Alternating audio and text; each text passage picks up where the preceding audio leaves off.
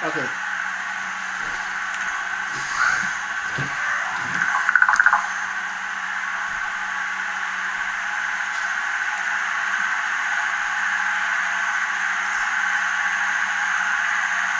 Let me see. So, okay.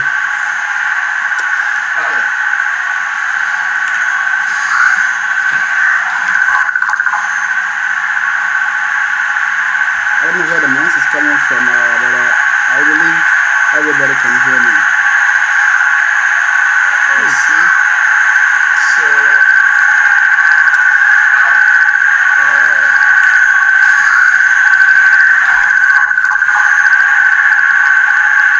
I don't know where the noise is coming from. I need to fix this before we start.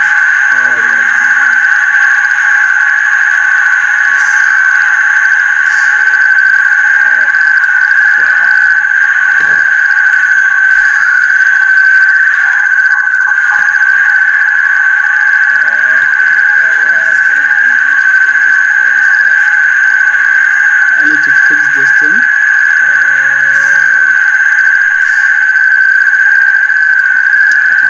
I believe I know the place. Yeah.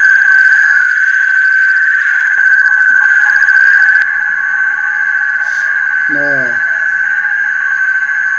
I don't know what's happening. I need to fix this before we can start. Can you guys hear me?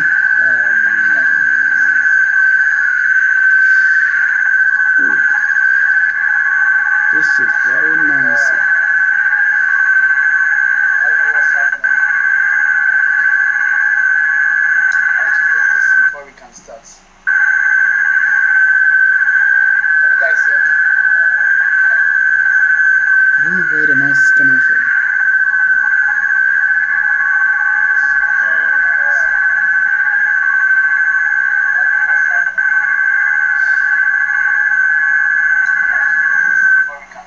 Okay. I figured it out. So yeah, I knew the place where it was coming from. So I think we can start. We can start now. I think we can start now. So we are starting from what happened today. Hello, good evening, good afternoon, good morning, wherever you find yourself. So mostly what we'll be doing is we'll be bringing you what happenings within the day. We'll bring you like a snippet of it, and we have a lot today. Two guardsmen were shot in just near the White House, right? And we also had a Hong Kong fires.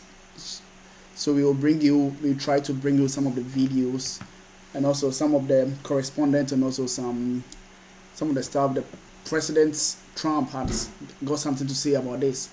Again, the Defense Ministry also had something to say about this, and also the FBI had something to say about it. But first, what we want to do is we want to go through what we know from the afternoon till this night around 10:22 p.m. here. This is not Eastern, this is not Central, this is Pacific time. Yeah, so that's 10:22 p.m. here. Two National Guard members shot in an ambush attack just blocks from the White House. So first we'll go through this before we give you some of the videos that happened today. So our partners from ABC and CBS, our colleagues from the other worlds, we will try to give you some of the stuff that has been happening. So first, we just go through the story before we can get into some of the videos. So two West Virginia National Guard members who deployed to the national capital were shot Wednesday afternoon, just blocks from the White House, in a brazen act of violence that the mayor described as the targeted attack. FBI Director Kash Patel and Washington Mayor Bowser said they were hospitalized in critical condition. The rush shooting of National Guard members on the day before Thanksgiving comes as the presence of the troops in the nation's capital and other cities around the country has been a flashpoint issue for months, fueling court fights and a broader public policy debate about the Trump administration's use of military to combat what officials cast as an out-of-control crime problem. A suspect who was in custody also was shot and had wounds that were not believed to be life-threatening, according to law enforcement official who was not authorized to discuss the matter publicly and spoke to AP on condition of anonymity. So this is what we know. So this afternoon, just around 2 o'clock, 2 p.m. there about, yeah, two guardmen were shot.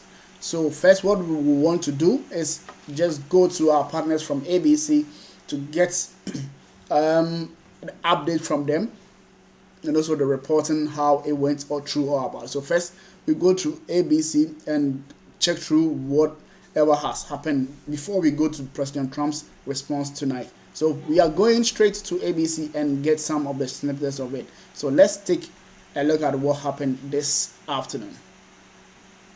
It's pretty remarkable that we are so up close to these pictures. This is literally 2 blocks away from where our bureau is here at ABC News. Our photographer, Chris Plater, happened to be here along with our Jay O'Brien. They were able to run down the block, so that's why we're getting these live pictures. Chris is there on the scene as this is an active situation. You can see the DC police responding. You see the number of National Guardsmen on the street because what happened, I actually got a text message from my nephew who was en route here to visit our news program today saying we see people fleeing, something's going on, it looks like a possible shooting, and now here we are with these live pictures, as you can see at Connecticut, and I think it's I Street there, not far from the Farragut West Metro Station where the shooting took place. You just heard our Pierre Thomas that the suspect is down. One National Guardsman has been injured. Chris, our photographer who's shooting these live pictures for right now, saw EMS working on at least 2 individuals. What he believed definitely was one of those National Guardsmen. We do not know the condition of any of the individuals who have been shot. We're still working that information. But Brad, I just want to bring you in as we continue to look at these live pictures. We know the ATF is responding to the shooting. We see DC police. We see EMS there on the scene. I mean, this would just be tragic after the President of the United States called for 2,400 National Guardsmen to walk the streets here of DC, to walk this area, to make things safer when he was concerned about crime. And now this is exactly the thing that we were afraid of, and that was members of the National Guard being shot. Brad, tell me now, as a former FBI agent, what's going on with regard to the investigation and what's taking place at this point? So the real key is this a lone shooter? They're talking about someone being down. Is he or she the only person involved? You know, you want to quickly ID them. You're going to want to review CCTV that probably captured, if not most, or perhaps all of this shooting, to give you some insight to what you're dealing with. Is it a lone person? Fine. Then you reduce the immediacy that there's someone else out there that either was involved in this shooting or moving on potentially to shoot somebody else. You know, the unfortunate thing here about the National Guard is that, you know, they're in a difficult position because they're really not law enforcement, but they're a target because they're in uniform. And typically when you see these types of shootings, it's because of what they represent to the shooter. They can go everything from mental health challenges to problems in the military, or they just don't like the National Guard in DC or any place else perhaps. You know, that can be sorted out. That's not the important issue right now. The important issue is safety beyond the obvious safety of where this shooting occurred. And I suspect in pretty quick order with the ATF and probably FBI, I'll jump into this also, it'll help them figure out what they have. Got it. And as we continue to follow this breaking news story, how did we find out about this? My nephew, Dave McElwain, who joins me here on set now, here visiting for the Thanksgiving holiday. He was trying to get to the Bureau.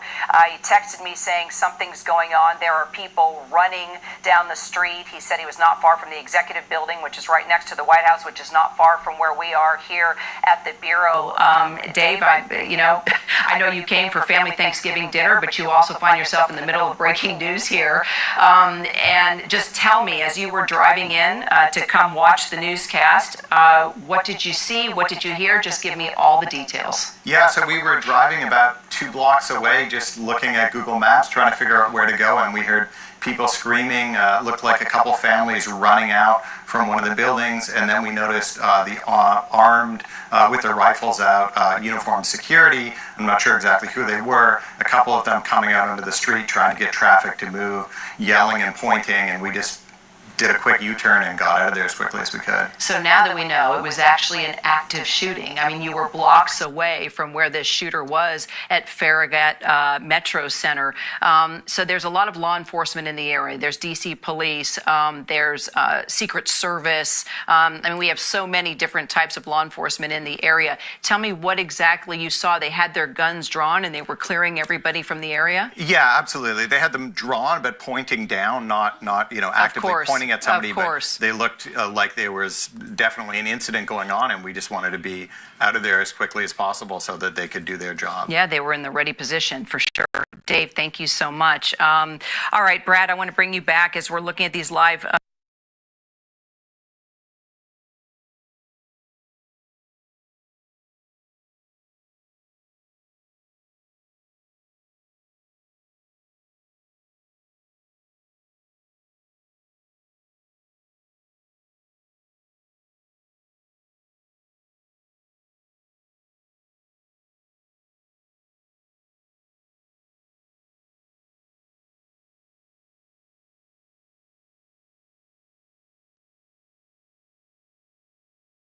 Though they were seen getting medical attention and immediately rushed to ambulances and presumably to the hospital. So the injuries do appear to be serious, even though we don't know the specific condition. With a suspect in custody and the scene seemingly secure, a focus will turn to whether these guardsmen were specifically targeted. If that's the case, it would fit with what we've been hearing from law enforcement officials for a number of months now, that some political flashpoints in the country, whether that's immigration policies by the administration, the ongoing Israel-Hamas conflict, even amid a tenuous ceasefire, those kinds of flashpoints have made people in uniform, be they military, law enforcement, government officials, people in uniform, have increasringly been targets, and that is going to be one focus of the investigation going forward, Kira. Okay. Aaron, stay with us as news develops. If you're just tuning in. Once again, 2 members of the National Guard shot. We cannot confirm their condition, but our photographer there, Chris Plater, has been on the scene. He did see EMS working on at least 2 individuals that were down. As you heard from our Aaron Kontursky, at least 1 suspect is in custody. There's a number of agencies try to help with the violent crime here in downtown DC. That may depict what happened so they can understand perhaps the circumstances of what went on. But a suspect is in custody, believed to be in critical condition, and the 2 guardsmen are also believed to be critically wounded as a result, Kira. All right, Aaron, stay close. Please work your sources. Also with me, actually, is my nephew, Dave McElwain. He was on the way here with the family to actually visit the Bureau, see what it's like to watch a network newscast. And here we go. A breaking news story just the day before Thanksgiving. He was actually working his way about 2 blocks, 2.5 blocks from the Bureau here when he texted me saying, I don't know what's going on, but there are armed officers, guns down in the ready position, clearing people away from the scene, putting up yellow tape. Dave, I'm just going to bring you right in, and welcome to DC. I'm glad that the family is here. I'm glad that you're safe. You were not far from the Bureau when this happened. They have one. So let's go to another reporter who also witnessed what happened. Suspect in custody. The belief is that they have the person, at least who fired the weapons, the gun at the National Guardsmen. And again, tragically, the information released by the governor now confirmed those National Guardsmen are dead. Heart-wrenching. Pierre, thank you. Let's get straight to our Jay O'Brien, who's there at the scene. Jay was actually our photographer, Chris Plater, who was out in the area on a shoot and heard those gunshots immediately. You met up with him there on the scene. Chris even seeing EMS working on those two members of the National Guard, desperately trying to save their lives. And now we have the heart-wrenching news that just a day before Thanksgiving, these two brave members of the National Guard from West Virginia have sadly passed away. Take us back to when you arrived there on the scene, what you saw, what you heard, what Chris was able to capture on video, and now we're receiving the devastating news from the West Virginian governor that those two members of the National Guard have passed away. Yeah, Kira, and a dark cloud has really fallen over this scene here, right outside the White House, just about a block away. I want to show you exactly the scene that we've witnessed now. We've been pushed back a little bit since last we spoke, but you can see the massive federal law enforcement presence there as investigators across the federal government and local law enforcement continue to go through this scene. And it's tough to see. I'm going to have Chris, our photographer, who, as you said, was an eyewitness to all of this, pan as left as he can. It's difficult to make out, but over here on my left are members of the National Guard who have been here for the entirety of the afternoon, for just hours. You can't see them, but they're standing there. I can tell you when we first arrived on this scene and news began to ripple outwards that there were two members of the National Guard who were wounded, those guardsmen there who have been standing here guarding this scene became emotional. And now, as this news breaks of those two guardsmen having lost their lives, there is again a feeling of tragedy here. Chris Plater, our cameraman, who's on the other side of the lens of this camera right now, ran to this scene because he said he heard repeated gunshots. And when he arrived on the scene, he saw one of those guardsmen down, being receiving medical attention. We saw compressions. He says he saw compressions being done on one. The other was receiving another kind of medical attention. When I ultimately got to this scene, right as I ran up, I saw one of those guardsmen being loaded into an ambulance, and that ambulance sped off. And there was a sense of a chaos here. EMS were sprinting here. I was running to this scene behind at least three other guardsmen who were sprinting here as well on their cell phones, trying to get a sense of what has happened. And now, of course, this news, this chaotic scene turning to tragedy and also turning to an ongoing investigation here as this scene continues to be processed to try to figure out exactly what transpired here. Yeah. So it's Gibran's report over there, and that was earlier that West Virginia, or Virginia's governor, who said the Guardsmen were dead. After a thorough investigation and also the reportage and also investigation, it was revealed that they were not dead. So I think we will go back and listen to what the investigations were, so that we'll be able to clear the airwaves to let our viewers know what really happened. So let's go and see if it is true or whether it's not. I think it was debunked that they were not dead, they were still alive. Pentagon reporter, let's bring you in here. Louis, what can you tell us about how these National Guard members were armed? What were their orders as they were there, just a couple of blocks away from the White House? Elizabeth, a lot of these National Guardsmen are armed, but a lot depends on the job that they're doing at the time. For example, if they're doing beautification projects, they are not armed. But if they are on patrol, for the most part, they are. You also see them wearing tactical vests that afford them some kind of protection. But when it comes to law enforcement duties, remember, we've been talking a lot this year about posse comitatus, whether active duty troops can actually carry out law enforcement duties, because the Posse Comitatus Act does not allow U.S. active duty service members to carry out law enforcement. However, these personnel are authorized to do this because they fall under a very specific narrow duty, which is that they fall under the President of the United States, not under state guardsmen. Now, that is for the D.C. National Guard. They are allowed to carry out law enforcement duties. These were West Virginia National Guardsmen, and they, under their state control, would not be authorized to carry out law enforcement duties in an area outside of their own state.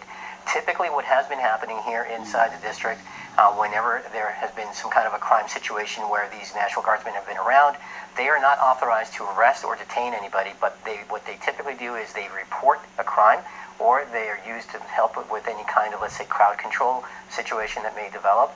And then it is the local law enforcement, in this case the Metropolitan Police Department of Washington, D.C., that then comes in and carries out the law enforcement. So kind of confusing, but at the same time, they do not have the authority right now to carry out any law enforcement now. However, under what they operate under what are called the standard rules of force. This means that they try to de-escalate a situation first, and then they have the inherent right of self-defense. But they are not only allowed to use lethal firepower if there's an immediate threat or an immediate death threat upon them at that moment. And that's the situation that obviously these guardsmen found themselves under. That's why at least one of them appears to have at least fired back a weapon that injured the suspect. Incredibly helpful context. Louis, stick with us. Let's bring in Selena Wang, senior White House correspondent. Selena, we should note President Trump is not at the White House. He is there at Mar-a-Lago. You are traveling with him where he is celebrating Thanksgiving. But we have heard from the president about this. What is he saying? We also know that the White House had been, or is still, tell us, on lockdown. Yeah, exactly. I mean, this happened just blocks away from the White House, so no surprise that the White House is still on lockdown. But as you say, the president is currently here in West Palm Beach. He finished a round of golfing. He is back at his resort in Mar-a-Lago, and he's been actively monitoring the situation. In fact, he posted on Truth Social not long ago the following, that, quote, the animal that shot the two National Guardsmen, with both being critically wounded and now in two separate hospitals, is also severely wounded, but regardless, will pay a very steep price. We did also hear from the vice president. He was addressing military troops at Fort Campbell, and he said at the time that there's a lot we don't know, including the motive, but he said what we do know is that they were harmed in the line of duty. Now, it has been months since President Trump had deployed more than 2,000 National Guard troops to Washington, D.C. The president said this was about cracking down on crime. But as you were just talking about with Louis, they've also been involved in other projects like beautification of the city, in addition to patrolling. They've also been seen picking up trash, participating in other community activities like helping to staff of food banks. And they are heavily concentrated in that downtown area around the metro station where this occurred, by the White House, by our bureau as well. But as you know, Elizabeth, this has also been a controversial deployment. There have been local protests who have been speaking out against the deployment of the National Guard troops, as President Trump has been consistently touting the success of having these troops in the city. The president frequently talks about how low the crime rates are in D.C. In fact, just yesterday, when the president was pardoning the turkeys at the White House, I just want to read to you what he said yesterday. He said, quote, so Washington, D.C. is now a totally safe city, and a year ago it was a criminal mess. And you could walk down any street in Washington now and you're going to be just fine. And I want to thank the National Guard. I want to thank you for the job you've done here. It is incredible. And Elizabeth, just as a reminder, I have spoken to some of these National Guard troops. They come from all across the country. For many of them, this is not their full-time job. They spend months away from their family at a time. And these troops were away from their family during the Thanksgiving week. Just so horrific, happening a day before the holiday. Let's bring in Richard Frankel, former FBI agent. Richard, we understand that the Attorney General said that the FBI is engaged in this investigation. Federal agents are on the scene. Talk to us a little bit about how this investigation will unfold from here. We know that the scene has been secured at this point. Yeah, so the focus now is on the intel. They're going to be looking at the motive. They're going to be looking at who this person is. The motive, I think, is actually one of the most important things that they're going to be following up on. Who is this guy? Why did he do it? They're going to be looking at the video, as I believe Aaron had said. They're going to look at the video to see how he approached the soldiers and then shot them. They're going to see what kind of weapons he had. Where did he get the weapons? They're now going to go back into his life. They're going to see, is he connected to anyone? Listen, is this guy a lone wolf, a lone actor, or is he connected to some group, whether overseas or domestic? They're going to have to look into all that. They're going to be looking in to see how he was inspired, if this is in fact, a terrorism type of case, as opposed to just somebody who went up and shot somebody out of the blue. They're going to be looking to see everything about this person because it matters as to, is there anything to follow up? In other words, is there anyone else out there that they now have to worry about? If you go back to other cases, where they go. So that's enough of the reporting and also the explanation. Let's now go to the FBI director and the police chief who gave an update on the incident that happened this afternoon. So first, we will take a listen to the FBI director, what really happened.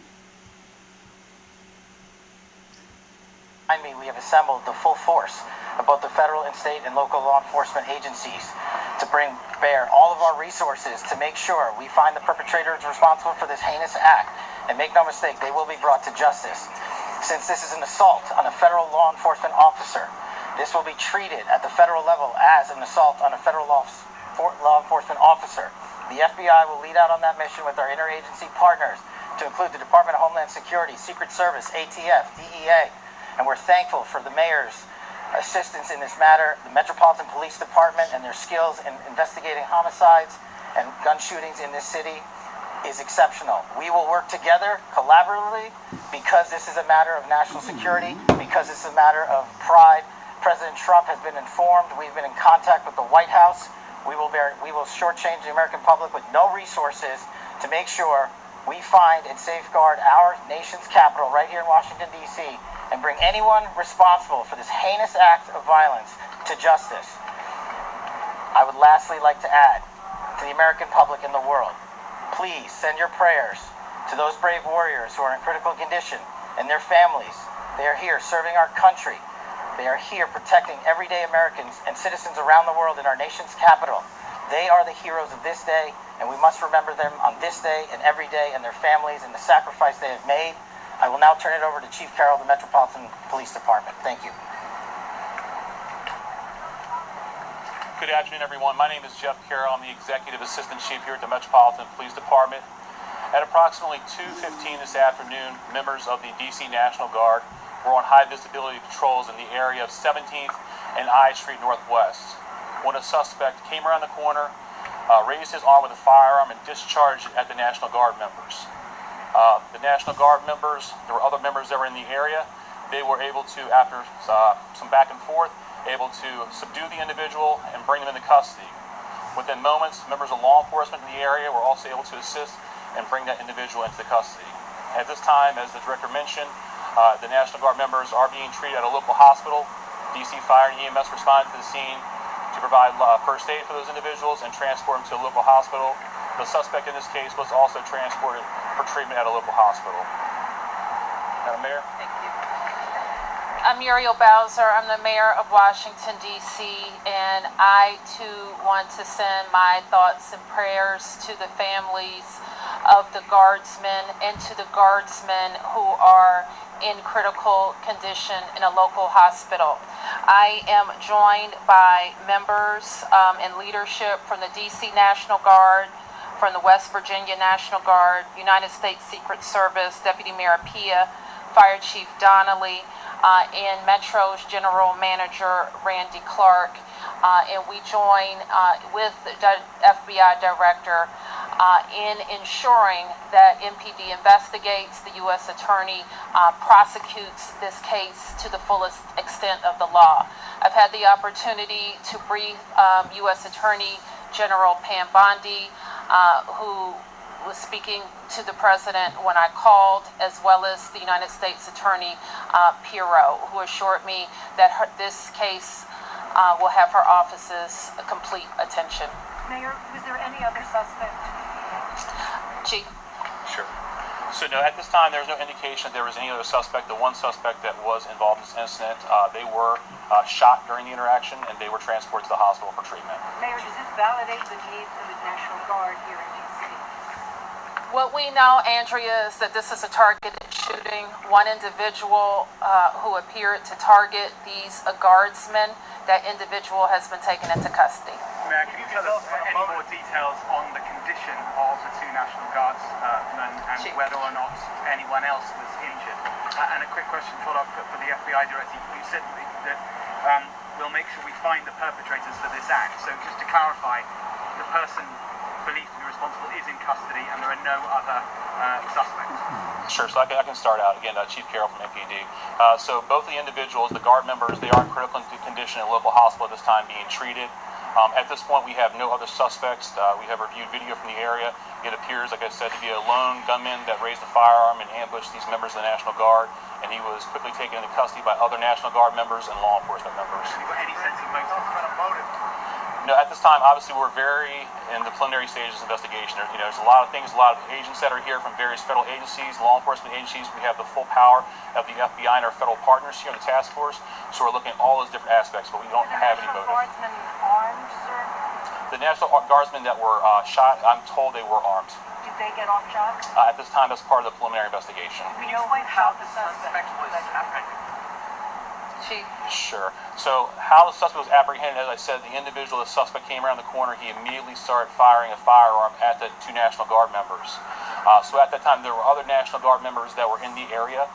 They heard the gunfire. They actually were able to intervene and to kind of hold down the suspect after he had been shot on the ground until law enforcement got there within moments. And he was shot by a National Guardsman? At this point, we're still investigating exactly who shot the individual. It's not clear at this time. Were there DC policemen in the area?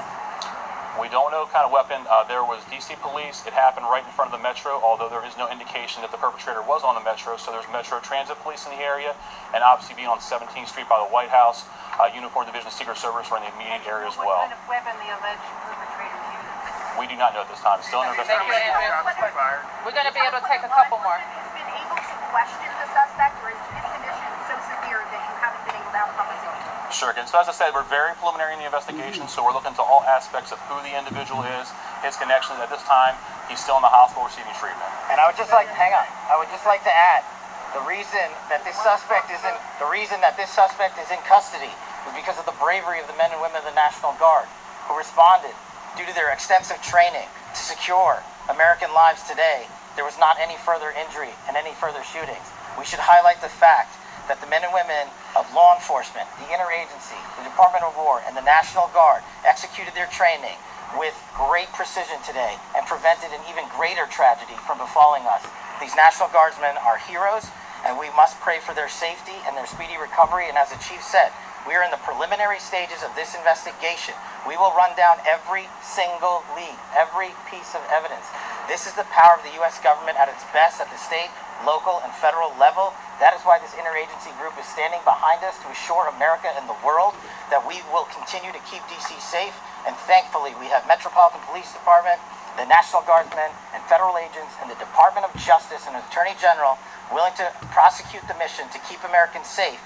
And President Trump has rightly stated that this heinous act will be investigated, and he has thanked the National Guardsmen and women and the men and women of law enforcement. Thank you. Thank you. Okay, so that was a press conference from Kash Patel, who is the FBI director for the United States of America, and also the mayor and the sheriff boss over there. Now, what we will do is go straight to the White House. This is a recorded video from the president himself, Donald Trump, who is on a bit of holiday. So we will go there and listen to what the video just said. I think it just came about like an hour ago. So you will take a listen to what the president has to say about this from the White House. Yeah, it's my great fellow Americans. Yeah. Earlier today, on the eve of the Thanksgiving holiday, 2 members of the National Guard serving in Washington, D.C. were shot at point-blank range in a monstrous ambush-style attack just steps away from the White House. They had been deputized as part of the most successful public safety and national security mission in the history of our nation's capital, the D.C. Safe and Beautiful Task Force, which has achieved an unprecedented reduction in violent crime and crimes of all types. This heinous assault was an act of evil, an act of hatred, and an act of terror. It was a crime against our entire nation. It was a crime against humanity. The hearts of all Americans tonight are with those 2 members of the West Virginia National Guard and their families. The love of our entire country is pouring out for them, and we are lifting them up in our prayers. As we are filled with anguish and grief for those who were shot, were also filled with righteous anger and ferocious resolve. As President of the United States, I am determined to ensure that the animal who perpetrated this atrocity pays the steepest possible price. I can report tonight that based on the best available information, the Department of Homeland Security is confident that the suspect in custody is a foreigner who entered our country from Afghanistan, a hellhole on earth. He was flown in by the Biden administration in September 2021 on those infamous flights that everybody was talking about. Nobody knew who was coming in. Nobody knew anything about it. His status was extended under legislation signed by President Biden, a disastrous president, the worst in the history of our country. This attack underscores the single greatest national security threat facing our nation. The last administration let in 20 million unknown and unvetted foreigners from all over the world, from places that you don't want to even know about. No country can tolerate such a risk to our very survival. An example is Minnesota, where hundreds of thousands of Somalians are ripping off our country and ripping apart that once great state. Billions of dollars are lost, and gangs of Somalians come from a country that doesn't even have a government, no laws, no water, no military, no nothing. As their representatives in our country preach to us about our Constitution and how our country is no good.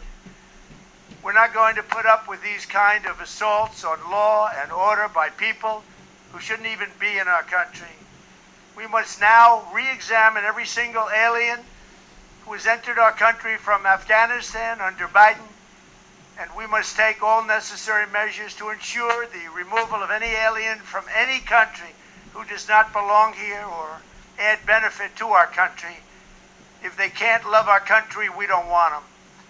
America will never bend and never yield in the face of terror. And at the same time, we will not be deterred from the mission these service members were so nobly fulfilling. That is why tonight I can announce that I have directed the Department of War to mobilize an additional 500 troops to help protect our capital city. We will make America totally safe again, and we will bring the perpetrator of this barbaric attack to swift and certain justice if the bullets going in the opposite direction haven't already done that. During this time of the year, when we gather at home with loved ones, these two patriots were wearing the uniform of our country, patrolling the streets of our capital. They had taken a selfless oath to defend our nation against all enemies, foreign and domestic. And that is exactly what they were doing when they were gunned down in a savage attack. I want to express my extraordinary gratitude to every member of the United States military who is deployed tonight at home and abroad. I also want to thank the Secret Service and the D.C. Metropolitan Police Department for their work today. This Thanksgiving, I ask every family to say a prayer for the two great heroes who were so horribly shot, and for their loved ones. Please say a prayer. May God bless them and comfort them, and may God bless and protect the United States of America. Thank you and good night. So that was the President of the United States, Donald J. Trump, who gave a brief remarks on the incident that happened. And I think the order is clear. Now he's also ordering the Ministry of Defense, now known as Ministry of War, to also gather about 500 more troops to the DC area so that they could take a good care of the place, or the national capital. So that is that for the day, what happened over there. Now we will switch attention to Hong Kong, about what happened today. So today there was a lot of fire. So in the afternoon it started coming up, and it was about 3 people. The report was 3 people who were dead in Hong Kong fire. Now this evening the number is around 40. That is what we are getting, but it's not confirmed yet. But we would want you to just look at some of the pictures which is happening over there. Now Some of the pictures are coming from different sources. So first, what we will do, we'll just go through ABC 7. Now they are reporting about 40 are killed and 3 arrested. So let's look at some of the pictures.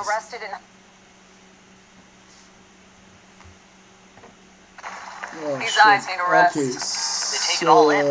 These eyes deserve better care. From the best doctors. So these eyes go to America's Best. I got it, but I don't know why. Get better care that works with your insurance. At America's Best. 3 people have been arrested in Hong Kong in connection with a deadly fire at multiple high-rise apartment buildings. At least 44 people were killed and nearly 280 others still missing, and nearly 30 are hospitalized. Ivan Rodriguez has the latest. Wednesday afternoon in Hong Kong, a raging fire sent up a column of flames and thick smoke as it spread through bamboo scaffolding and construction netting that was set up around the outside of a housing complex consisting of multiple high-rise apartment buildings.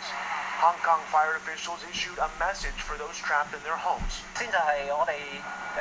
The best thing to do now is to close all the doors and windows, seal them up with tape and wet napkins. Call us and tell us your unit number and the amount of people inside your apartment, and we will be in touch as soon as possible.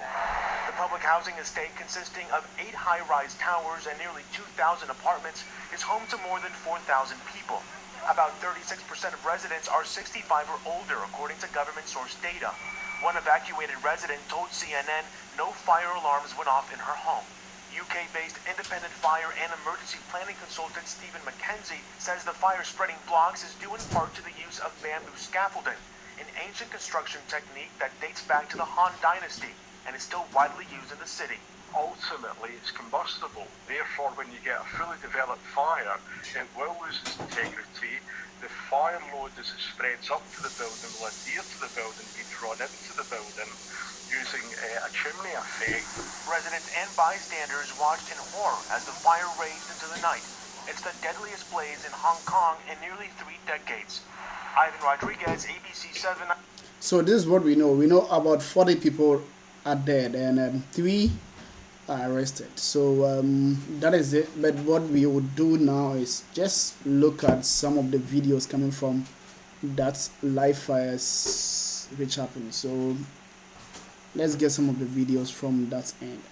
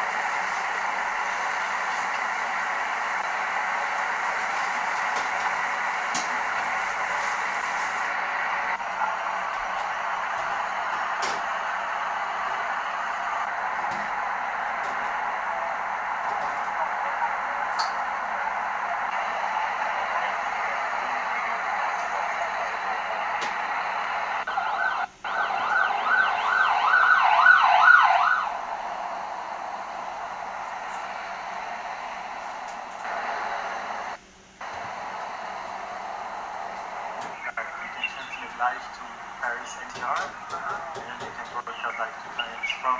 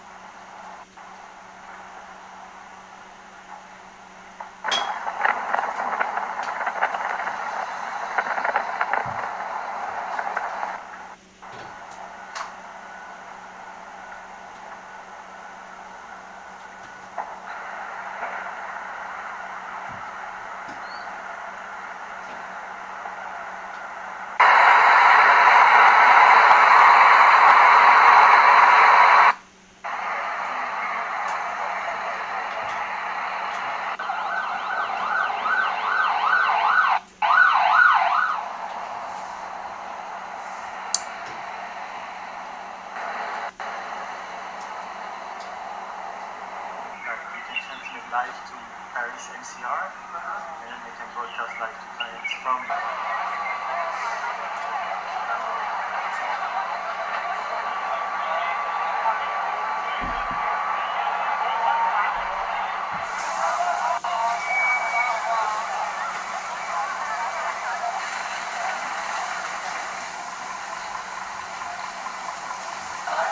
So that was an update from Hong Kong fire. So we currently know 44 dead now and 279 missing, and yeah, so and 3 people are arrested for this. So that is what we know for now this evening.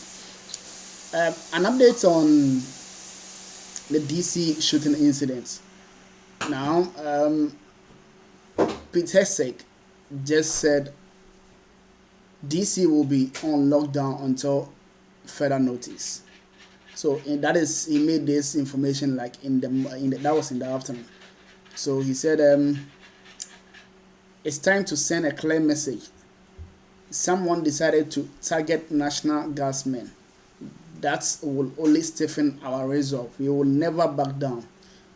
We will secure our capital. We will secure our cities. It's time to get it done. So that was Defense Department of War, United States of America, who is the head defense director, who just said this. That was in the afternoon. And now, I think they now know the suspect. Now the suspect, what we believe, as President Trump said, he is from Afghanistan, who entered the United States in the year 2021. So the suspects, now we know the suspect. So we don't know what the next line of action might be. But hey, we wait to see. Tomorrow will be a Thanksgiving and Friday as well. So we wait to see. Any updates from that section, we will bring it to you probably by tomorrow. Tomorrow evening, let's meet and see if we can bring some of the updates. Tomorrow is Thanksgiving, so probably we might be here or we might not be here. If you come around, we will just show you some of the updates from these events. First, that will be Hong Kong fires. Now, definitely we know 844 dead and 279 people are missing, and 3 people are also arrested for this incident. Apart from that, this afternoon, what we heard from the DC, the capital, United States capital, that 2 people are now being shot. These are guardmen. They were shot by an unknown person. Now it's been confirmed the suspect is from Afghanistan. So we will get to know the update from it tomorrow. I'm sure the FBI will give us their side of the story again. The mayor might also brief us again, and also the police department as well. So tomorrow we'll bring you most of the stories from that end as well. So what we will do today is we'll end the show here and wait till tomorrow. If they are able to give us any update or whatever happens as well, we will also be here giving you an update on it. That's from tomorrow. So thank you for watching and see you tomorrow. This is Geo Daily Brief. This is where we bring you most of the updates, mostly what happens the whole day. We sit down in the evening and just go through whatever has happened today. So the major event that happens, that is what we did today. So the major event that is first, 2 guardmen were shot. Now they are in the hospital receiving treatment. Now the suspect was also being shot, and now he's also in the hospital as well.